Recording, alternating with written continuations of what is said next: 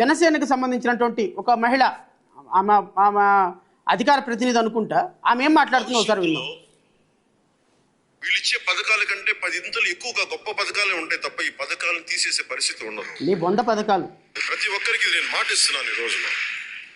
ఎందుకంటే ఇవన్నీ రాష్ట్ర ఆదేశిక సూత్రాల ప్రకారం మేము చేయాల్సిన కర్తవ్యాలు ఇవి. అబ్బో, మా జేబుల నుంచి డబ్బులు కాదు, ప్రజలు ఇచ్చిన ట్యాక్స్ సద్వినియోగపరిచేలా చేయడం. అబ్బో, వైసీపీ అనే పార్టీ ఇంకా కూడా మా టైంలో పథకాలు ఇచ్చా, మీ టైంలో పథకాలు ఇవ్వట్లా. నీ పథకాల వల్ల ఎవరు పైకి వచ్చాడు, ఎవరు బాగుపడ్డాడు? అది కరెక్ట్. ఎవరు పథకాల వల్ల ఎవరు బాగుపడ్డారు, ఎవరికి ఇచ్చారు, పథకాలు ఎవరికి బాగుపడ్డారు అంటే ఇప్పుడే అర్థమవుతుంది. పథకాలు అనేవి ఎవడు పైకి వచ్చాడు పథకాల వల్ల? పవన్ కళ్యాణ్ పైకి వచ్చాడు. విమర్శించి ఎవరు పైకి వచ్చారు? చంద్రబాబు నాయుడు పైకి వచ్చాడు. విమర్శించి ఎవరు పైకి వచ్చారు? నారా లోకేష్ పైకి వచ్చాడు. ఎంప్లాయ్మెంట్ మీకు దొరికింది, రాష్ట్ర ప్రజలకు కాదు. ఎంప్లాయ్మెంట్ బతుకు తెరువు మీకు దొరికింది, రాష్ట్రంలో ప్రజలకి కాదు. అధికారం మీకు వచ్చింది, రాష్ట్ర ప్రజలకు రాలేదు. మీరు ఇచ్చినటువంటి హామీలు, సూపర్ 6 అమలు, లా అండ్ ఆర్డర్ లాలెస్నెస్, రాష్ట్రంలో శాంతి భద్రతల అత్యంత దుర్మార్గకరంగా శాంతి భద్రతల నాశనం. అట్ ది సేమ్ టైం రాష్ట్రంలో 1,43,000 కోట్ల రూపాయల అప్పు ఈ సంవత్సర కాలంలో జరిగింది. అంటే ఒక సంవత్సరానికి 1,50,000 కోట్ల రమారమి అప్పు అంటే 5 సంవత్సరాలకి మీరు అప్పు చేసేది, 5 సంవత్సరాలకి మీరు వర్స్ట్ కేసులో కనీసం 8 లక్షల కోట్ల రూపాయలు అప్పు చేసేటువంటి ఒక దుర్మార్గకరమైన పరిస్థితి ఆంధ్రప్రదేశ్ రాష్ట్రంలో వస్తే ప్రజలు వెళ్ళాలి, యువత ఎక్కడికి వెళ్ళాలి? ఈ సంవత్సర కాలంలో ఒక్క కంపెనీ కూడా తీసుకురాని మీరు అరే రాష్ట్ర ప్రజలకు ఏం మాట ఇవ్వగలుగుతారు? మీరు మీ ప్రెస్ మీట్లు పెట్టడానికి, పోటీ పడి ప్రెస్ మీట్లు పెట్టడానికి ఉన్నంత ఉత్సుకత, రాష్ట్రంలో పరిశ్రమలు తీసుకొచ్చామని చెప్పడానికి డబ్బాలు కొట్టుకొని మీడియాల ముందు కూర్చొని మాట్లాడటానికి కొన్ని ఉత్సుకత, ఈ రాష్ట్రంలో పెట్టుబడులు తీసుకొచ్చే విషయంలో కానీ, ఎంప్లాయ్మెంట్ ప్రొవైడ్ చేసే విషయంలో కానీ, ఇన్వెస్ట్మెంట్లు తీసుకొచ్చే విషయంలో కానీ, కొంత కంపెనీలు క్రియేట్ చేసే విషయంలో కానీ, రాష్ట్రంలో లా అండ్ ఆర్డర్ని మెయింటైన్ చేసే విషయంలో కానీ కనీసం పరిజ్ఞానం లేని ముఖ్యమంత్రి, మంత్రివర్గం రాష్ట్రంలో ఆర్థికంగా సంపద సృష్టిస్తా, జగన్మోహన్ రెడ్డి ఇచ్చేదానికంటే 15,000 కోట్లు 15% ఎక్కువ ఇస్తా, ఏమంటే సంపద సృష్టించద్దామంటే 10 సంవత్సరానికి 1,50,000 కోట్లు అప్పు చేయటమా? సంపద సృష్టించమంటే ప్రజలకు అర్థం కావాలంట, ఆర్థిక పరిస్థితులు ప్రజలు అర్థం చేసుకోవాలి. 40 సంవత్సరాలు రాజకీయవేత్త నువ్వేం చేసావయ్యా? 2024 సంవత్సరంలో రాష్ట్ర ఆర్థిక పరిస్థితి ఏంటో నీకు తెలీదా? 2024 సంవత్సరంలో 10 లక్షల కోట్ల రూపాయలు అప్పు చేశామని నువ్వు, మీ మీడియా, మేము మనమే కదా రోడ్డు మీద కూర్చొని ప్రతిరోజు ప్రజల మస్తిష్కాల్లో నుంచి ఒక దుర్మార్గకరమైనటువంటి ఆలోచన పెట్టింది. 10 లక్షల కోట్ల రూపాయలు అప్పు జరిగింది ఈ రాష్ట్ర ప్రభుత్వం, శ్రీలంక అయిపోతుందని మీ TV5, ABN, మహా టీవీలోని కూర్చొనే కదయ్యా మాట్లాడింది మనం. మరి 10 లక్షల కోట్ల రూపాయలు అప్పయిందన్న సంగతి మీకు తెలీదా? ఎలా సంపద సృష్టించాలో మీకు తెలీదా? సంపదను సృష్టించే ప్రజలకు ఎలా సంక్షేమ పథకాలు ఇవ్వాలో నీకు, పవన్ కళ్యాణ్కి తెలీదా? పోనీ పవన్ కళ్యాణ్ గారంటే ఆయనకి స్క్రిప్ట్ రాసి కట్టు ప్యాకప్ స్టోరీల్లో ఎక్కువ ఆయన బ్రతుకంతా అలాగే ఉంది కాబట్టి సమ్హౌ వీ కెన్ జస్టిఫై. ఎందుకంటే ఆయన మాట్లాడే మాటలకి క్రెడిబిలిటీ ఉండదు, ఇచ్చే హామీలకి క్రెడిబిలిటీ ఉండదు, తీసుకునే డెసిషన్స్కి స్టాండ్ బై ఉండదు. సో ఏ రోజు ఏ పార్టీతో కలుస్తాడో, ఏ రోజు ఎక్కడికి వెళ్తారో, ఏ రోజు ఏ మాట మాట్లాడతారో, ఏ రోజు నవ్వుతారో, ఏ రోజు ఏడుస్తారో, ఆయన ఎక్కడ పెరిగాడో, ఏం చదువుకున్నాడో ఆయనకి క్లారిటీ లేదు. సో క్లారిటీ లేని సందర్భంలో రాష్ట్ర ప్రజలకు కూడా ఒక క్లారిటీ ఉంది ఆయన మీద. బట్ 45 సంవత్సరాల సీనియర్ పొలిటీషియన్, ఈ దేశంలోనే ఎకానమీకి సృష్టికర్తని నేను, రంగరాజన్ కంటే కూడా సృష్టికర్తని అని చెప్పుకునే మీకు 2024లో రాష్ట్ర ఆర్థిక పరిస్థితి గురించి అవగాహన లేదా? 2024లో 10 లక్షల కోట్ల రూపాయలు అప్పయింది. మరి 2024లో అధికారంలోకి వస్తే ప్రజలకి సూపర్ 6 అమలు ఎలా జరుగుతుంది అనేటువంటి దాని మీద ఒక స్పష్టత లేదా? ప్రజలకు మనం హామీలు ఇచ్చాము, దాని మీద నిలబడాలి.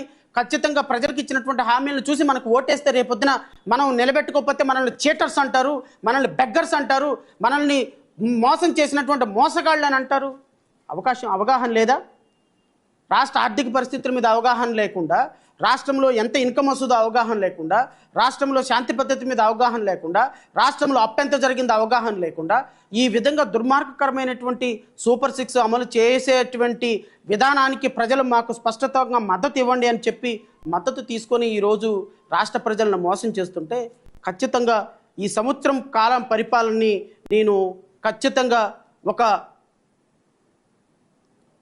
Fraud ruling. It's nothing but a fraud ruling. ఇది ఖచ్చితంగా నయవంచన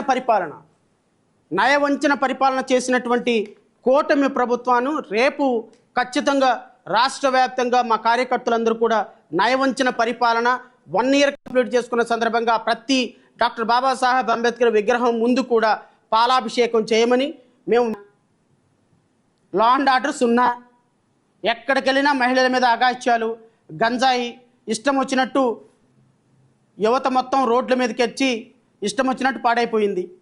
సో లాలెస్నెస్ స్టేట్ 0, మహిళల పట్ల భద్రత 0, నిరుద్యోగులకు ఉద్యోగాల కల్పన 0, మహిళల భద్రత విషయంలో 0, రాష్ట్ర ఆర్థిక ప్రగతి విషయంలో 0, కంపెనీల విషయంలో 0.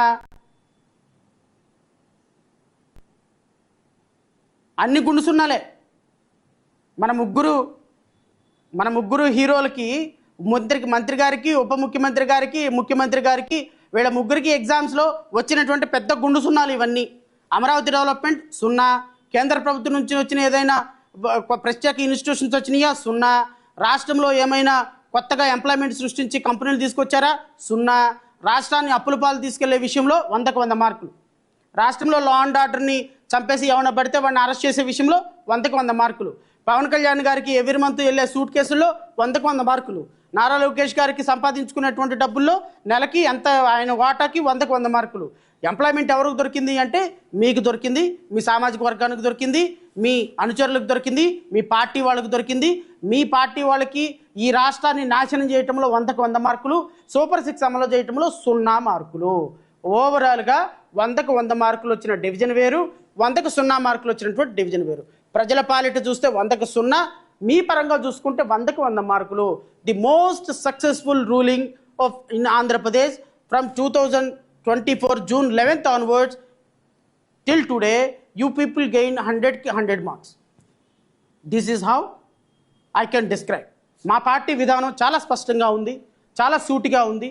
మా పార్టీ ఎట్టి పరిస్థితుల్లో ఈ కూటమి ప్రభుత్వ పరిపాలనని సమర్థించడం లేదు. కూటమి ప్రభుత్వం ప్రజలను దగా చేసింది, దగాకోరు ప్రభుత్వం, పుండాకోరు ప్రభుత్వం. ఈ ప్రభుత్వం పరిపాలించడానికి ఒక్క క్షణం కూడా అర్హత లేదు. ఈ రాష్ట్ర ప్రజలకి మోసం చేసి, రాష్ట్ర ప్రజలకి చీటింగ్ చేసి, చీటర్స్ అనిపించుకున్న పవన్ కళ్యాణ్, నారా లోకేష్ అండ్ చంద్రబాబు నాయుడు ఒక్క క్షణం కూడా మీకు పరిపాలించే అర్హత లేదు అనేది జయభీమరావు పార్టీ చాలా స్పష్టంగా విమర్శ చేస్తుంది. ఖచ్చితంగా రాబోయే కాలంలో రోడ్డు మీదకి వస్తాం.